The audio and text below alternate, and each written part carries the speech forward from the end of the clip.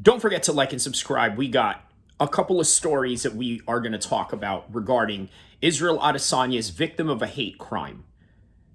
Apparently, the guy in that street fight video that he spat at had called him the N-word. Now, is there any truth and merit to that? Let me explain something to you. I knew this guy in high school named Terrell. Let's just call him that. Actually, that's his real name, but I'm not going to mention his last name. Somebody called him the N-word. What does he do? He goes off and starts punching on the kid. What happens to Terrell? He didn't get suspended. Usually, you will get suspended if somebody puts their hands on anybody. And anybody who's been in high school in the United States or anywhere else in the world, I would imagine it's the same punishment. You get a suspension. He got none, and yet the teachers and the students saw him wailing on the kid. Now, did that kid really drop the N-bomb on him? Yes. Now, the teachers didn't hear it, but we did. I did, and all the people that were present in that current moment of time that was watching this play out, they all had seen him use the N-word. And as a result, it was very difficult for the teachers to try and do anything to Terrell because guess what? He was the victim in this particular instance and he reacted. Weirdly enough, that's sort of what's happening with Israel Adesanya right now. Now, is it true of what he is stating? And the question is, we don't know. However, we also have to take certain things into consideration like people playing the victim or maybe using it as a get out of jail free card because if you were to engage in this type of behavior in any degree, guess what? You're almost excused for it. You're excused from lawsuits. You're excused from prosecution. And just like the story I had told you, you are excused from getting suspended in school. So we're also going to talk about UFC and their possible deal with Netflix and disregarding ESPN as a re-sign. Is that a possibility? Maybe. Now, what brought this up? Perhaps maybe that Mike Tyson and Jake Paul fight. There are certain aspects of that fight that sort of gives us a blueprint into how this particular organization is going to deal with Netflix. Now, for a long time, ESPN has been with UFC.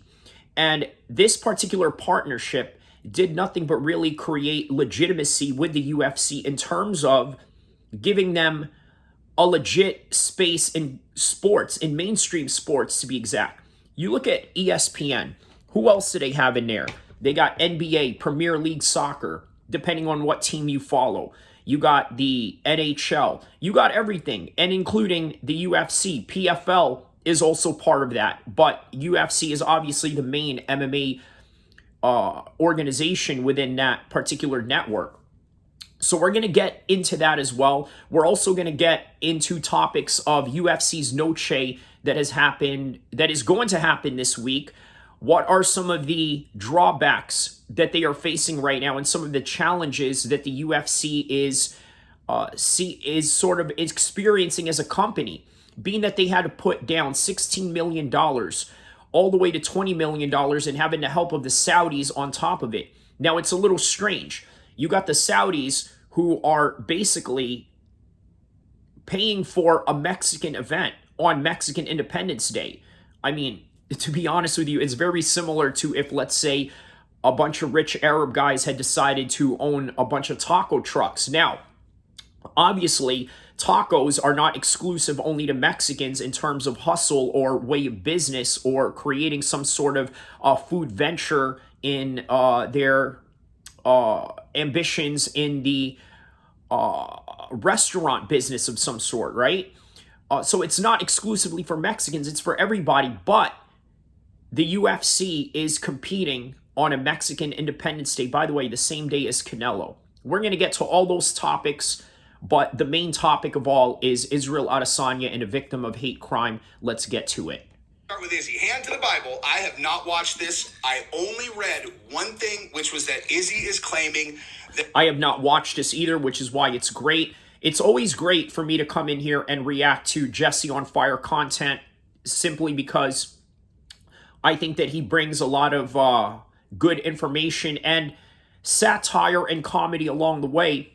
Enjoy this. that the dude used the N-bomb. He's pulled the card, dude. Once in a lifetime, he gets to play this card. He pulled it on this. So I'm going to be reacting to this for the first time. Swear on my kids. Let's watch. All right, so yeah, let's watch this. Adesanya released a statement regarding the footage that emerged on social media yesterday of him appearing to be in a road rage incident.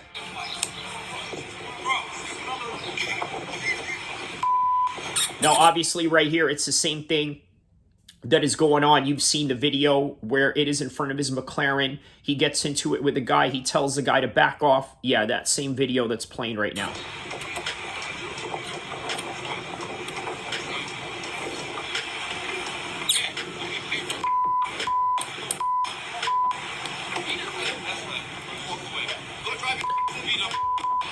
He's telling him to walk away and go to your beat-up car and whatnot, while the guy is basically doing this flexing on Israel Adesanya, not realizing that none of those muscles really work in the world that Adesanya is proficient in.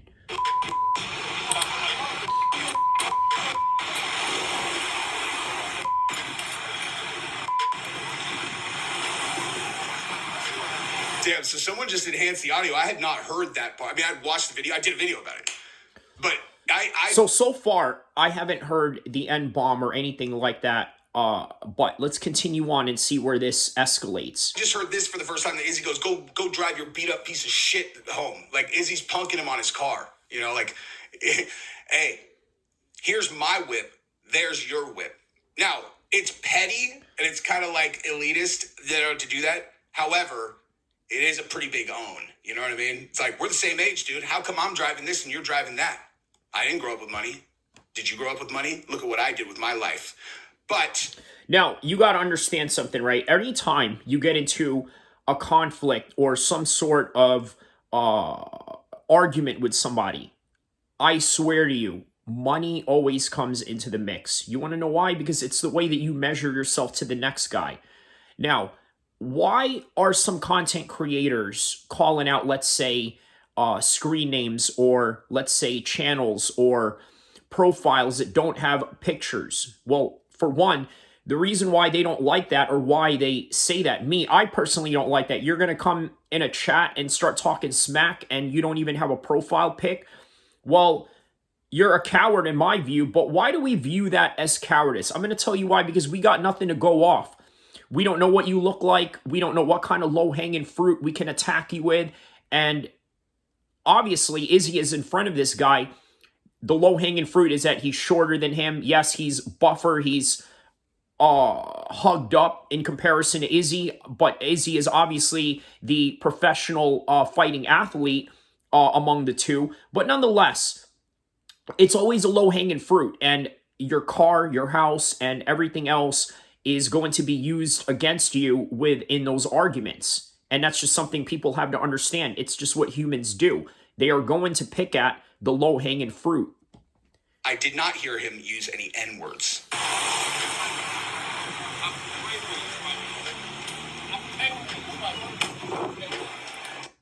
So, I like honey.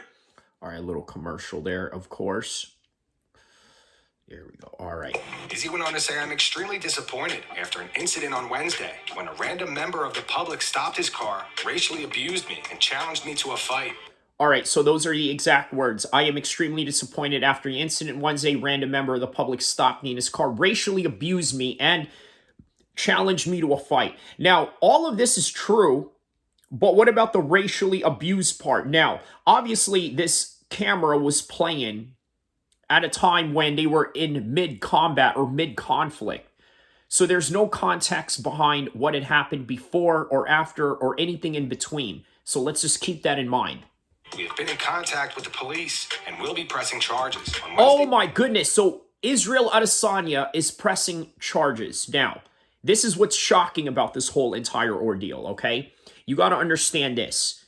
When you are pressing charges like this, you're sort of delving out of the code of conduct amongst fighters, the unspoken code.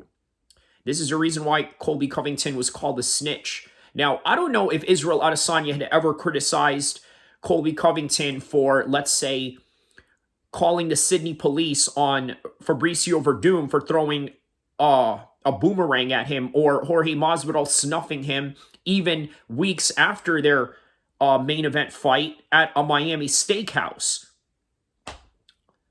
It's just not what you do in the fight world, but he did it. And sometimes, here's something you got to understand in terms of the whole no snitching policy, right?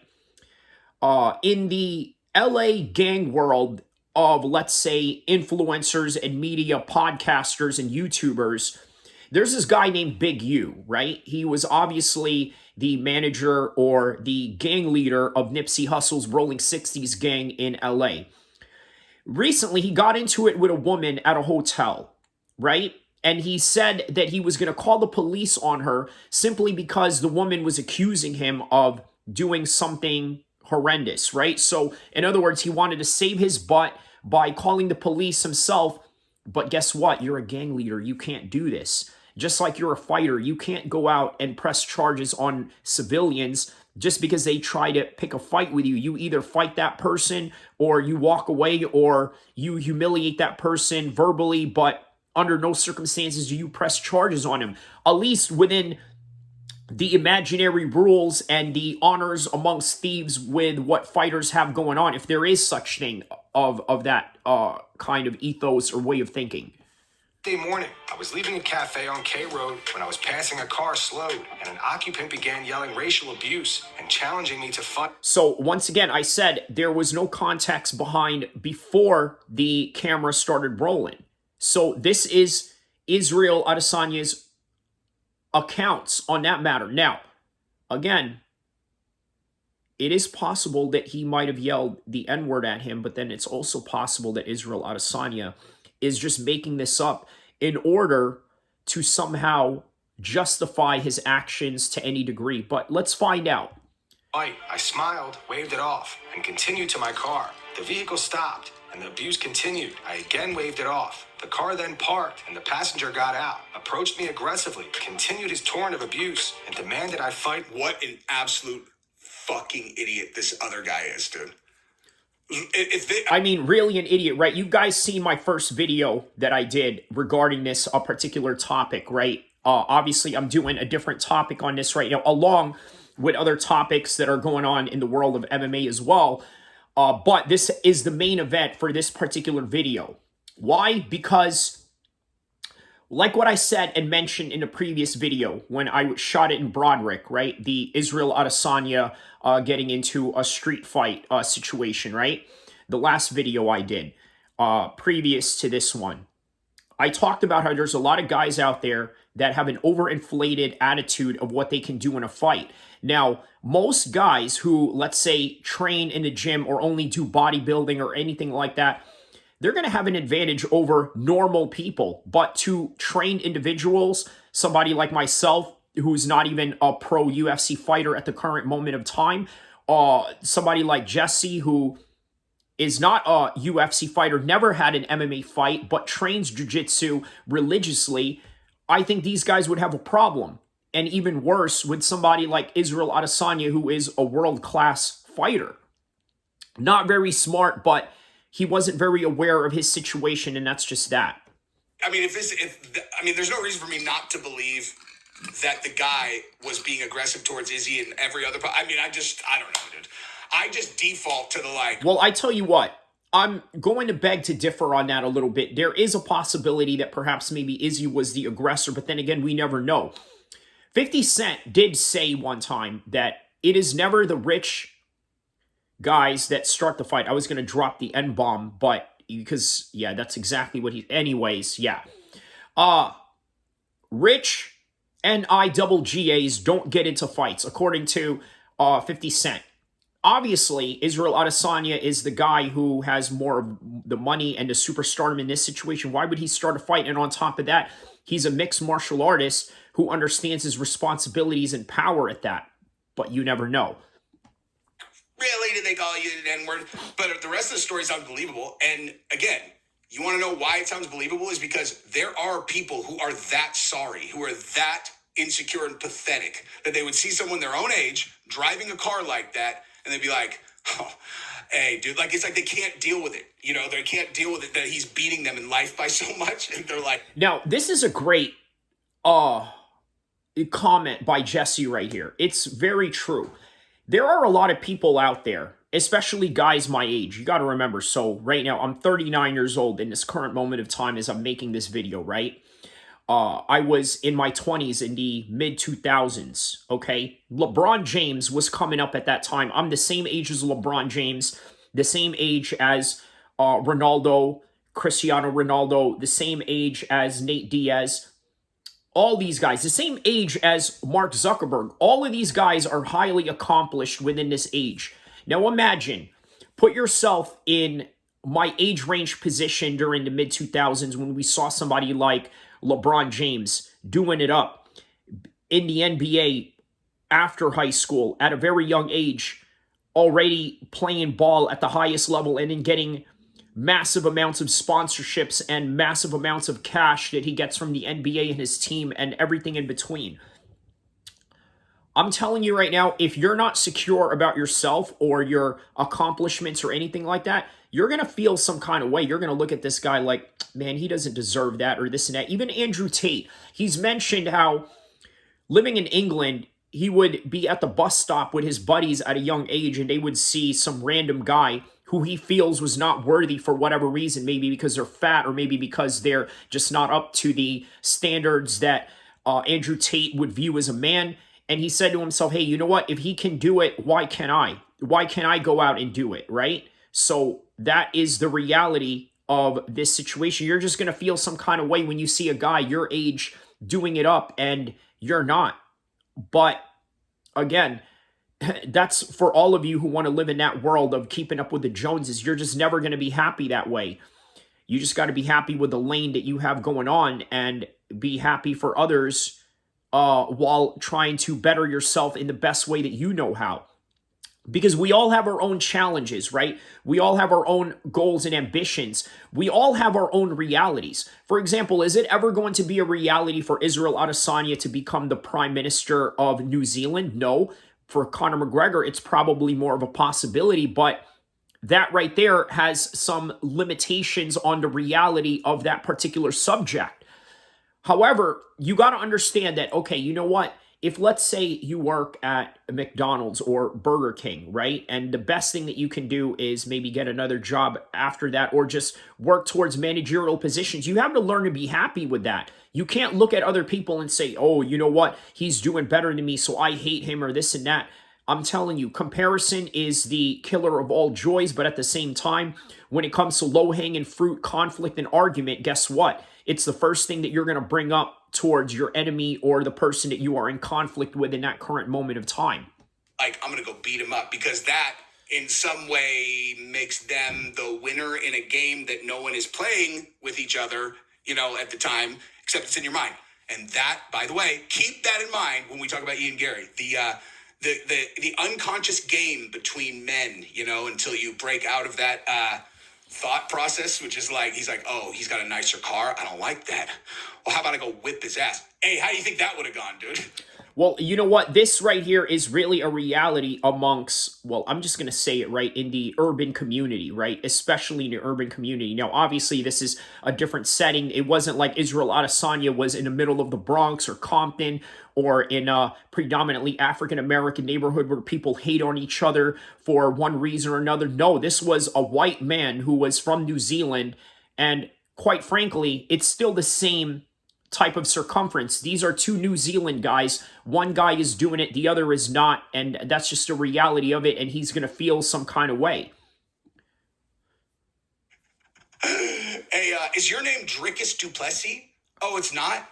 It's not Drickus? And is this, is there like a referee or anything like, because if your name's not Drickus and you aren't 500 pounds bigger than him with massive martial arts training, we can just skip to the part where you're face down unconscious, and we have somebody who filmed it. And so you will be, forever memorialized as the dude who got starched in the street by Israel Adesanya when you picked a fight with a UFC world champion, you fucking idiot.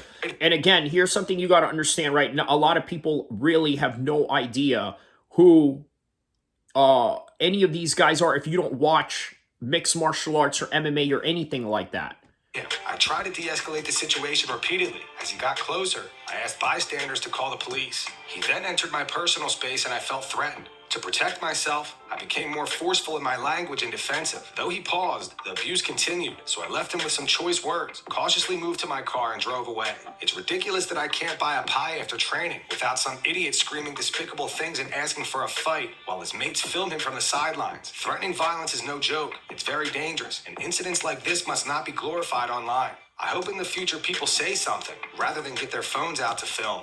So I got to tell you, Izzy right here is really taking the mature approach to this matter at hand, right? And I, quite frankly, I understand it, but at the same time, you also got to understand there are guys out there that live a different ethos, a different way of life trajectory. In other words, they're going to get out of the car, and whether they are a UFC fighter or not, if they live a certain honor culture, they're not going to allow you to get by on that.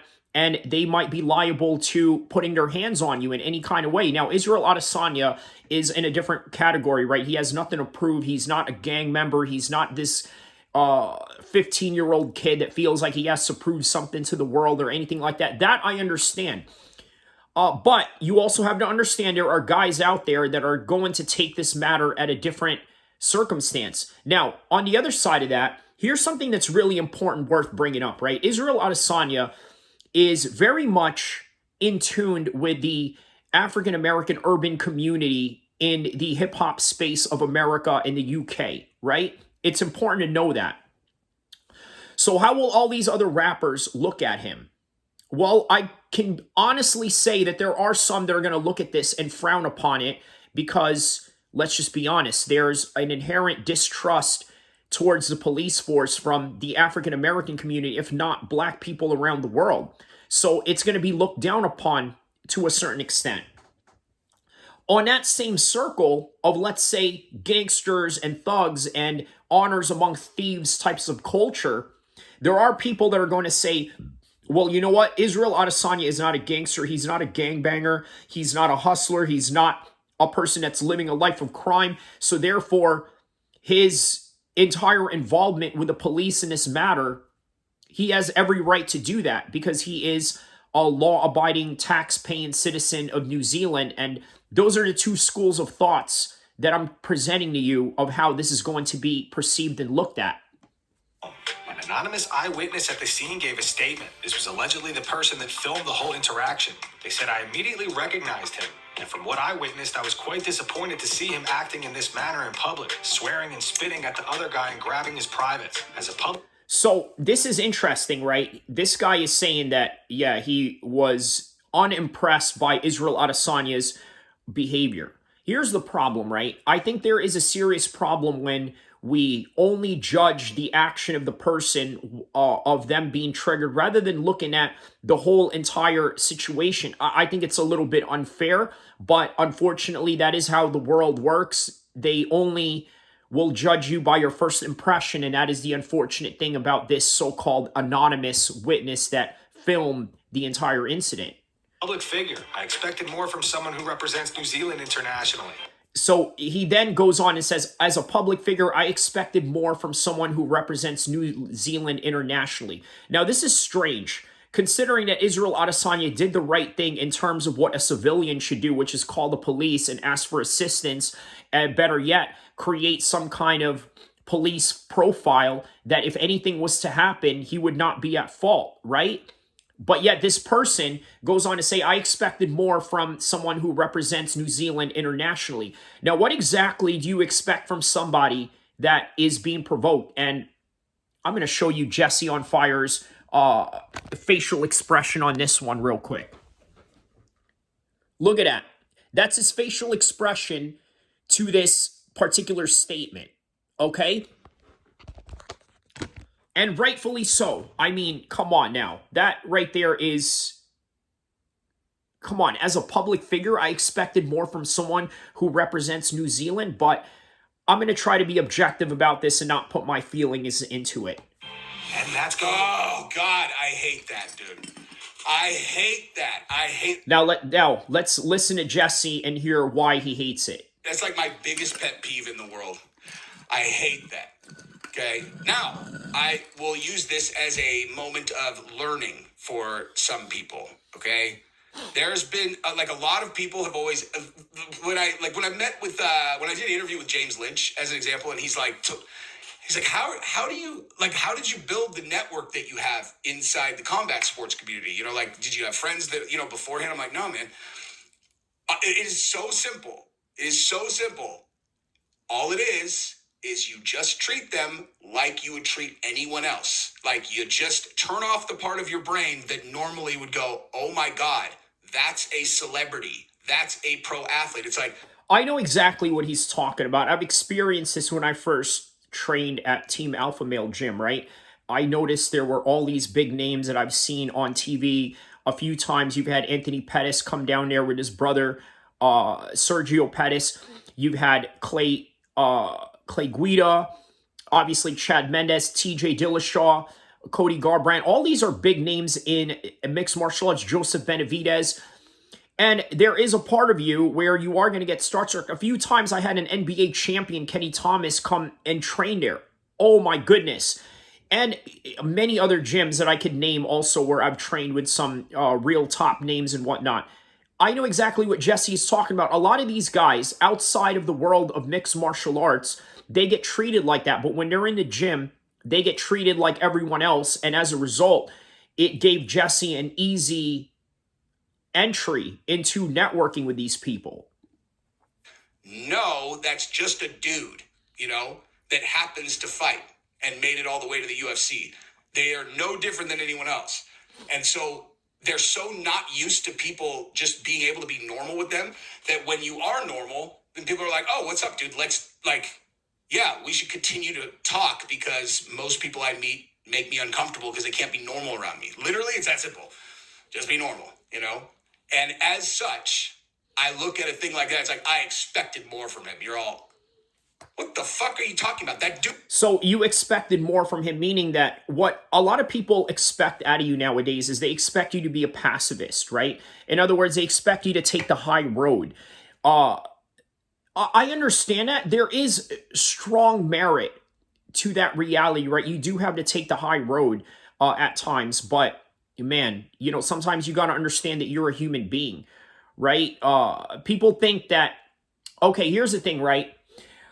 Would you go and verbally abuse a profile on Facebook or any other social media that doesn't have, let's say, I don't know, thousands and thousands upon thousands or millions of followers? Would you do that? No. You want to know why? The reason why is because these are normal people that are just living their lives on a daily basis and really have no significance to any reality or any stake in any type of game, right? But then you look at fighters, you look at politicians, it's very easy for you to go after them because they are in this public space where somehow you expect to verbally abuse them, say what you want without them saying anything back to you. That's really what's going on here. Dude rolled up on him. Clearly, Izzy is at his own car. Like, there's no question who has approached who. Izzy's at his own car. That guy approached him. And so Izzy, because he's a public figure, should have to sit there and let some guy roll up and be all, what's up, bitch? What's up, bitch? What you gonna do? Huh? Hey, Nate Diaz is a public figure. Would you expect Nate Diaz to just sit there and eat that? Nate Diaz would have... No, and you know what? I'm glad you mentioned Nate Diaz because Nate Diaz's whole entire persona is a little bit different than Izzy. I would say Izzy is more of, let's say, the traditional American athlete, even though he's not an American athlete. I've used this reference towards Anthony Joshua, meaning that he's very media polished in the way that he approaches his conversations in interviews. And not only that, how he presents himself in the media space, whether that would be appearances or, let's say, getting in front of the camera to any capacity, right? Whereas with Nate Diaz, you know what you're going to get out of him. You know that this is a Stockton dude who just happens to be famous because he's a cage fighter. And as a result, guess what? He's not anybody to mess with because you know that he has a propensity for violence outside of the cage. But you don't treat other fighters that way because you have this expectation that they are going to remain professional at all times. Now, what about Anthony Joshua? You know what he did? He rolled up on a bunch of college kids that were heckling him from a balcony. And then he went into that apartment building, knocked at their door, got in their living room, started talking to them, and said the following: "I'm not what you think I am with all this media hype." And I know exactly what he means by that. And this right here literally correlates to that, as I've mentioned plenty times regarding this subject in this particular channel. Choke that guy, okay? 100%. That guy is unconscious if it's Nate Diaz. And then, and you know, it's almost like the police even know. I know they tried to press charges in that stupid New Orleans thing where the fake Logan Paul tried to roll up on him. But in most cases, even the cops know. They're all, I mean, yeah, you know, he knocked the guy out, but that's Nate Diaz, dude. You should have known, bro. You should have known. You don't know who Nate Diaz is? You want to challenge him in the street? So my hypothesis is that that's... Well, to be honest with you, I don't know if that is the exact sentiment that the police have, but we are talking about the South, in which this incident with a fake Logan Paul tried to challenge Nate Diaz in a street fight, and as a result, he got his neck taken with a guillotine, choked, and dropped on the ground as a result, right? And I will say that, yes, the cops down south in Texas, they do have that attitude, well, you know, F around and find out, right? But there are cops in, let's say, New York or in LA or very prominent cities where they are going to take action upon this because, how do I say this? They're just a little bit more liberal-minded, and the policies within their city is a little bit more liberal-minded. So as a result, these are the course of actions that they have to take rather than, let's say, sort of dismissing it the way that the New Orleans police do. And you got to understand, New Orleans police, man, this is one of the highest capital murders in the United States. Don't you think they have better things to do than a bunch of guys getting into a little Saturday night street fight? Who knows? Stupid fuck did not know who Izzy was, or maybe he knew who Izzy was and he was trying to bait him into a fight so he could sue him. Either way, he's a pathetic fucking moron. But, listen, eyewitness, no offense. I'm not trying to... Now, look, here's the thing, right? I always wonder if there is a bait that people are trying when it comes to, let's say, lure these fighters into a certain, like, fight or to try to get them sued. I don't know if that is the case or if these people are just genuinely angry at that current moment in time and they want to fight. But I'm going to lean towards the fact that they were angry and they wanted to fight. I don't know if it was premeditated in the fact that they wanted to somehow press charges and lead to a lawsuit. But you never know. There are people out there like that. Obviously, there are women out there like that lure men into certain situations, and the next thing you know, they have a lawsuit filed against them on a Me Too movement type of tip. Dick to you, I'm just saying, like, would you expect any other 34-year-old man with the temperament of a professional fighter to allow someone to roll up on them like that and them not respond? Izzy did not beat him up. You should be commending that. Izzy did not beat up a guy who was clearly challenging him. Now, that's interesting, right? Izzy did not beat this guy up, right? He could have. Now, if it was Nate Diaz, again, we're comparing the two, right? If that was Nate Diaz and you rolled up on him like that, you better believe that he will do something to you, and that's just the bottom line about it. Fight. And spitting in a guy's face who deserves it, I'm good with that, dude. Now, depending on what country you are at, spitting is considered an assault to a certain degree. I mean, look, you don't know what kind of saliva that person has that would... I mean, look, man, during the pandemic... Look, okay, let's not go there because obviously that is a subject that is highly contested these days, but it's not sanitary to do that, period, right? Regardless of how you put it. But how the law of the land recognizes one to the other is sort of the difference here. Maybe New Zealand doesn't consider spitting an assault. I know in New York, LA, maybe so, but not in New Zealand. As Izzy is handicapped, he can't punch the guy, even if the guy deserves to get punched. And you shouldn't punch people anyway in the street. You should learn jiu-jitsu so that you can make sure you do not kill people, okay? Now, that's a good point. Obviously, you should learn jiu-jitsu because, yeah, it's a better way, it's a less messy way of de-escalating a situation. Now, you guys know about the Marine in New York that choked out that homeless guy that was threatening everybody in a subway. You guys know about that story, right? Well, This right here is the quintessential idea of Jesse on Fire's idea that jiu-jitsu is less dangerous, but I guess not in this situation with the Marine, right? That was unfortunate. Obviously, that Marine is still facing some sort of prosecution charges. I think he's got a trial date coming up. But yeah, we'll cover that when it comes, and when it comes around the news cycle nonetheless. I mean, seriously, I cannot stress that enough. I had striking. I had no jits until four years ago, whatever. And like, you know, I'm not claiming to be like some fucking like elite world-class jiu-jitsu person, but if anybody in the street ever pressed me now, there's no question. I'm using jiu-jitsu. I'm not going to use strikes, because if I knock them out and they hit their head on the pavement, I go to prison when they die, or they go into a... You know what? This is a very good point. So a lot of people don't know that Dr. Dre's brother, the Dr. Dre, the Still Dre, nothing but a G thing Dr. Dre, Eminem's Dr. Dre, 50 Cent's Dr. Dre, Snoop Dogg's Dr. Dre, and Tupac's Dr. Dre. Pause. Maybe Tupac will have something different to say about that, but that's neither here or there. Dr. Dre's brother died in a street fight because he got slammed to the ground. Okay, this is real. Like, you really can DIE get unalived in a street fight. It is a reality. It is an unfortunate reality, and it is something that you really have to take into consideration. Jiu-jitsu, again, a little cleaner, but not guaranteed, as what I've mentioned with the Marine and the homeless guy that was threatening everybody in the subway in New York. Glaucoma, you know? If you think that's not like a real thing, that literally happened in my town in San Diego, you know, which is actually that was the end of my street fight career. I read that article, and it was just a regular fucking dude at a regular party, punched a guy, the guy hit his head on the pavement, died, and that guy got sentenced to 25 years. And I was like, I'm never, ever, ever. Now look, that right there is a reality, and it does happen. But I'm going to be honest with you, as somebody who's been in plenty of street fights, it's very rare. It's very rare. Now, I'm not saying that it can't happen, but you also need to understand the rarity of it all. Okay, it's very rare. It's not a guarantee that that's what's going to happen, but it does happen nonetheless. Punching someone in the street ever again, you know?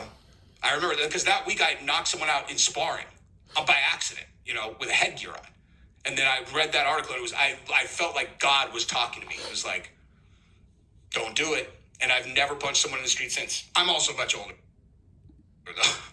Back then, dude, I mean, my temperament was like, man, I wish somebody would, dude. I wish somebody would. You know what? I think this is very important to sort of understand and learn from this, right? And shout out to Jesse for implementing his life story and his life lesson into this, because it is really important to understand the consequences of these things. Now, look, as a young man and as somebody that is full of hot piss and vinegar, you're just ready to go. You're ready for action. You're ready to get down. You're ready to do the damn thing. You're ready to handle business. But a lot of that also comes with consequences. And as a result, you really have to be careful about how you go about things.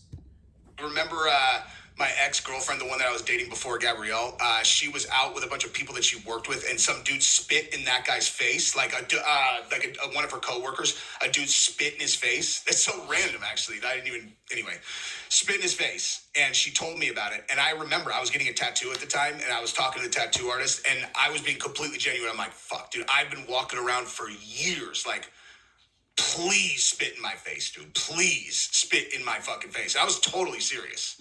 But yeah, look, listen, it's no different. I've felt that way before. A lot of people have felt that way before, but you're right. You know, as you get older, there are certain consequences that come about that, and that's just the reality of it. Like, there was nothing about that was a show. Like, that sounded great to me back then, you know? It's a long time ago, dude. It's like, I don't know. So long ago that I am definitely not bragging about this. I think I was 25 at the time. Yeah, 25.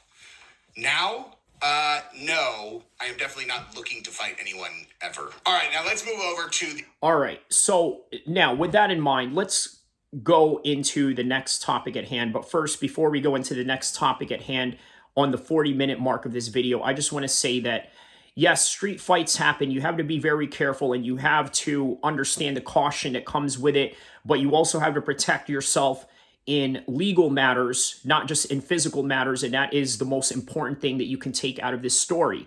Also, we have to understand that not all racial accusations are true, but not all of them are fake either, and that is something that we have to investigate further as we develop into this story in the future if it ever pops up again. But for now, this is all that it is with Izzy as a victim of a hate crime, possibly to explain the situation of his quote-unquote road rage incident and the spitting gate and what have you. So moving on to UFC's Noche and UFC possibly signing to Netflix. Now, as I've been saying for a long time, I think that it was great for the UFC to go and partner up with ESPN. It obviously gave them legitimacy in terms of sports, but did it ever really increase their numbers in pay-per-view sales? No. So who benefited from that particular exchange? Would you say that it's ESPN? Yes. However, if college sports can beat UFC and other sports can beat UFC in the ratings when it comes to viewership, well, ESPN is going to really have to rethink about what they are doing. Now, why would Netflix be a better option for the UFC? Because what Netflix wants to do is create a library of content, not so much about, let's say, garnering pay-per-view sales or anything like that. And the proof of this is look at the Jake Paul and Mike Tyson fight. That whole entire fight is predicated on the reality that it's free. All you got to do is sign up for a Netflix subscription, and then that's that. Also, there's this aspect of piracy that I think is really important to understand in the world of MMA right now and in the world of boxing.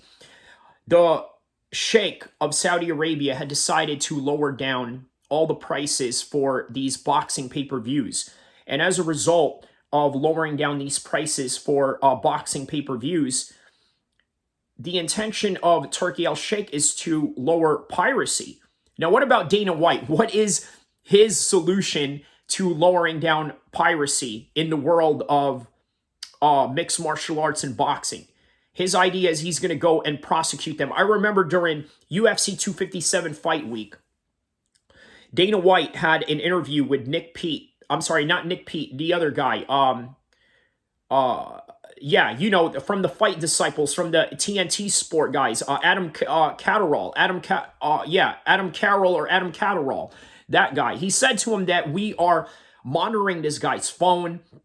We're tapping into what he's doing. We're monitoring him. And if he puts up that link Saturday, which was during the Dustin Poirier and the Conor McGregor fight in Abu Dhabi, the rematch, he said that they were going to go and prosecute them. Right now, this is Dana's way of doing that, is scare tactics. You also got to understand Dana comes from an extremely privileged position where he never had to ever stream a fight in his entire life. Also, you got to understand he's a little bit older. And within that age, there's just a lot of misunderstanding in how he's going to really navigate through the world of internet and online illegal piracy. So there's a lot of that going on. But if you were to have Netflix, who, by the way, is now a multi-billion-dollar company, I think what they would do is just give UFC a fixed price and then just put out products and content every week like they already do. Obviously, the UFC puts out content every week. They got to fight almost every week, plus pay-per-views. That right there is something that Netflix can continue. However, it may not be something that ESPN can sustain. Nor do they want to sustain it, nor do they want to have another number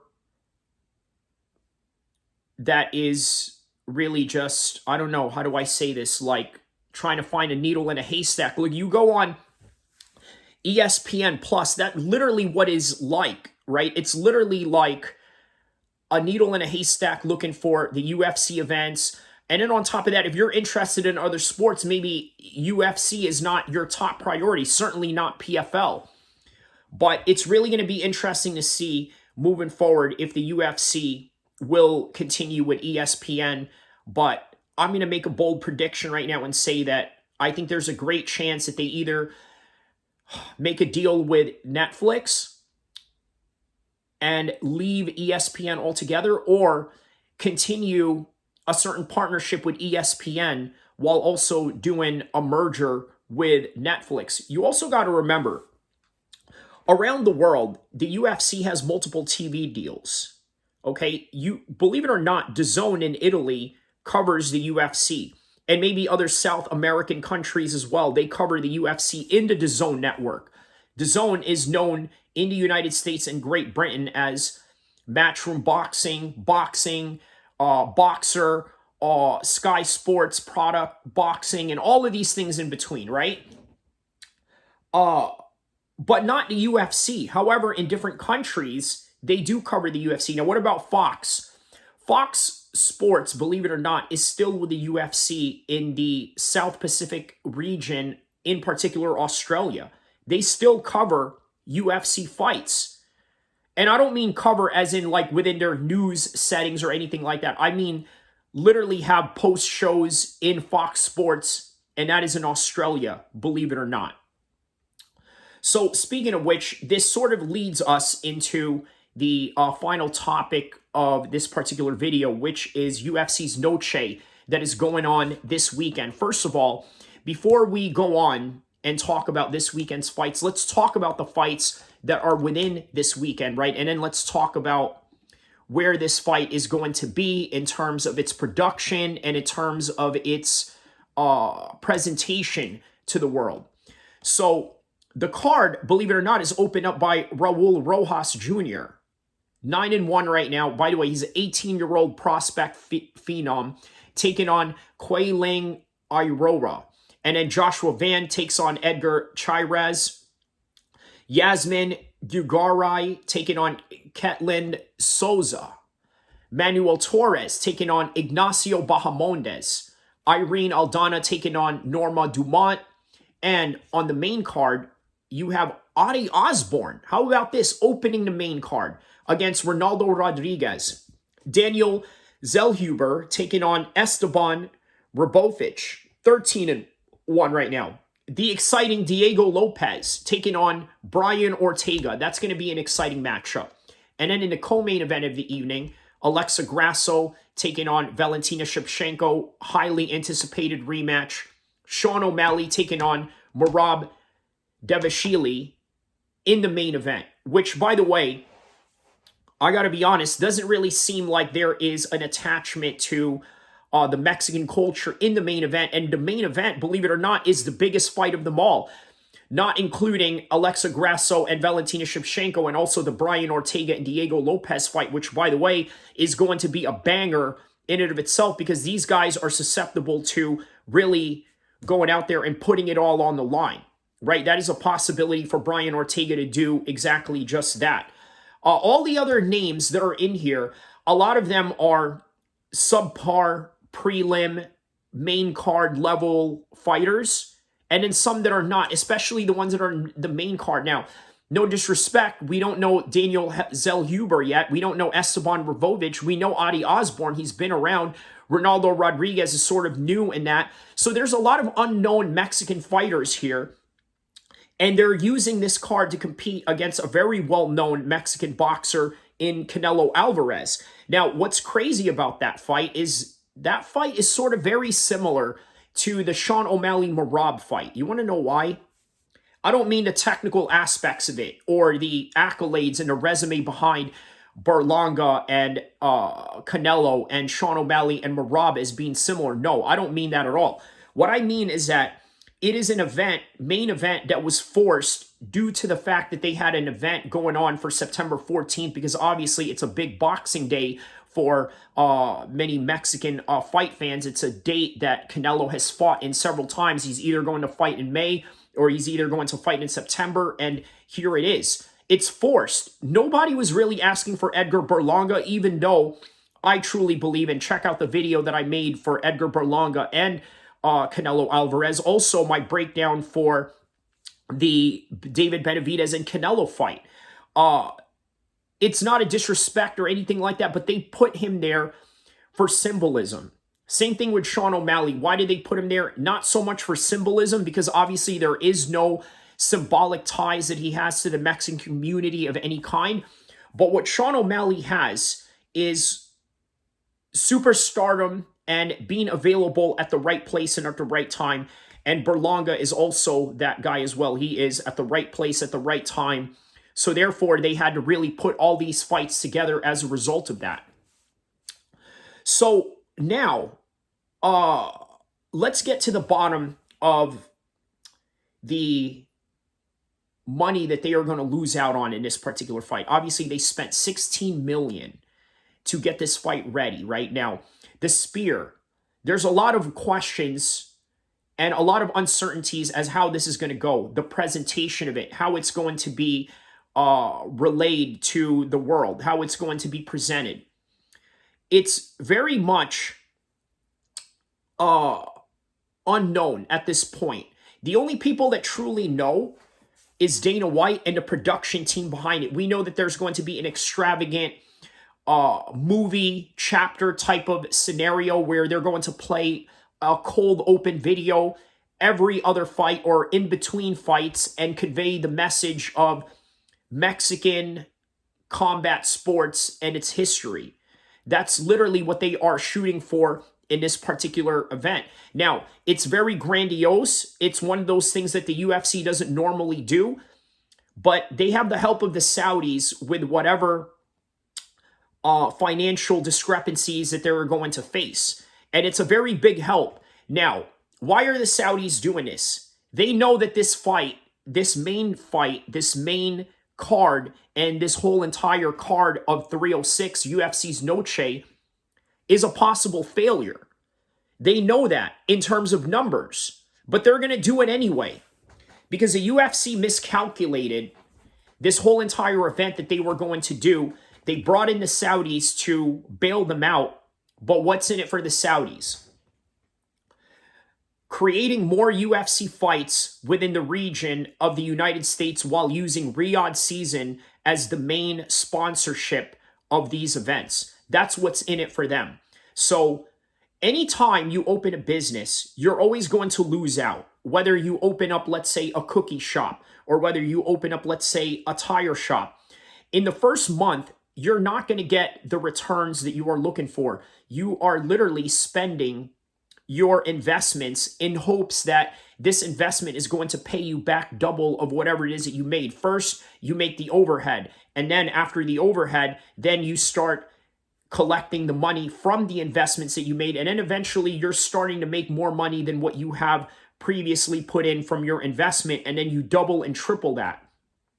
Well, right now, the Saudis are sort of in the investment phase of this whole entire thing. They looked and saw an opportunity to get into the UFC. One, they already have their first Saudi card in the UFC, which, by the way, was supposed to be headlined by Khamzat, but was later replaced by Ali Askarov to main headline against Robert Whittaker.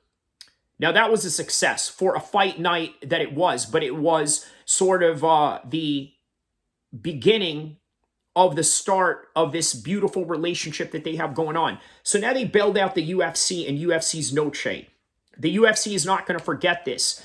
And as time goes on, they're going to continue to do business. They're going to continue to bring in money from different events that they're going to do. They're going to do UFC Los Angeles with the Saudis sponsoring that, just like how they sponsored the Terrence Crawford LA card against Israel Madurbav.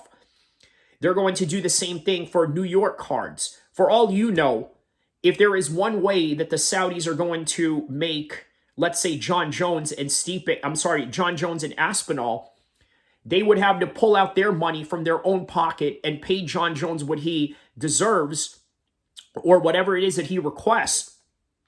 But also, if Stipe is still healthy and ready to go, they have to pay him step-aside money. Because guess what? This is what they do in boxing.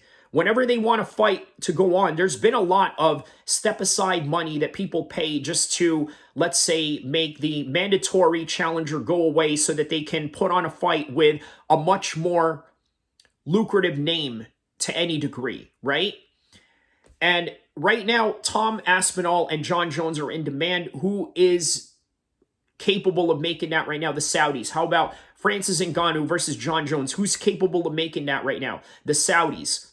UFC's Noche was a big miscalculation on the part of the UFC. Who's going to come and bail them out on this one? And not only that, solidify themselves as a player within American combat sports, which are the Saudis. This is what they're trying to do. This is their entry into American mixed martial arts. Even though it may not be the success that they're looking for, you got to understand. The Saudis investing their money with this unlimited amount of funds is not predicated on returns. Their return to this whole entire ordeal is bringing in tourism to their country and making their country look good, like what most countries do anyway, right? So France bid themselves to get into the Olympics. Guess what? They did exactly that. Because why? It makes the French look good, even though it is literally a dying society, similar to the end times of Rome and the end times of the Spanish Empire. But nonetheless, they want to rekindle whatever glory that they had through sports washing. And the Saudis are no different in this, regardless of how you feel about them and their politics and everything that goes into that whole entire matter. So we don't know how successful this video is, how successful this event is going to be, but we have an idea of the possible returns that they're going to get, because we also have to take into consideration, right? There's a lot of people that have not bought the tickets yet. There's still 3,000 tickets unsold. How are they going to go about and dealing with that? What are they going to do to match that? Well, the truth is they're not.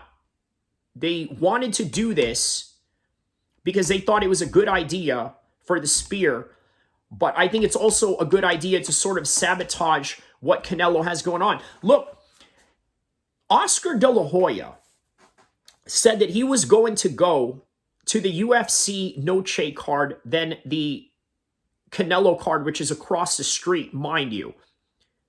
You got to think to yourself, a boxing guy who, by the way, has beef with the CEO of the UFC is going to go to a UFC card rather than go to a Mexican boxing card. And by the way, a Mexican boxing card that he literally helped build through his promotion and throughout his years of working with Canelo. That's the kind of guy, that's the kind of situation that you're dealing with Oscar De La Hoya, right? And again, this is the kind of guy that's doing this out of spite as well, so I don't really take much merit into it. But nonetheless, this is what we have going on for this weekend. Let's recap all the three things that I had just talked about. Number one, we talked about Israel Adesanya and the hate crime that he is sort of pressing charges on this guy. I gave you guys the pros and cons and how this is going to be looked about with the wider public, especially people who don't trust the police or people that in Israel Adesanya's case would call the police in this particular matter, but let's say they don't have the same fighting skills that he does or the means to defend himself. We talked about the nuances of that. We also talked about the UFC's possible deal with Netflix coming down the pipeline when they end this deal with ESPN. With that, I also talk about how ESPN may not truly end their deal just because if the UFC was to sign with Netflix, you got to remember Fox Sports, Dazn, all these have a stake in the UFC's broadcasting in different countries, just not in the country that you're at, in particular the United States or Great Britain. And in the end of it all, we talked about UFC's Noche. We talked about the entire card, the people that are in it, the unknown names that could possibly make their names in this particular event, and perhaps maybe steal the show. But nonetheless, there is the underbelly that is going on behind the scenes with money issues, budgeting, and having the Saudis to bail them out. But also not to mention the cultural appropriation that many other people are going to perceive this to be, right? Depending on your tolerance or your sensitivity level. But nonetheless, that is all that I have for you for this particular content in this particular time. Do not forget to like and subscribe. Watch from the very beginning to end. This has been my 1 hour of talking about UFC and UFC news and everything in between. I will see you guys in the next content, inshallah.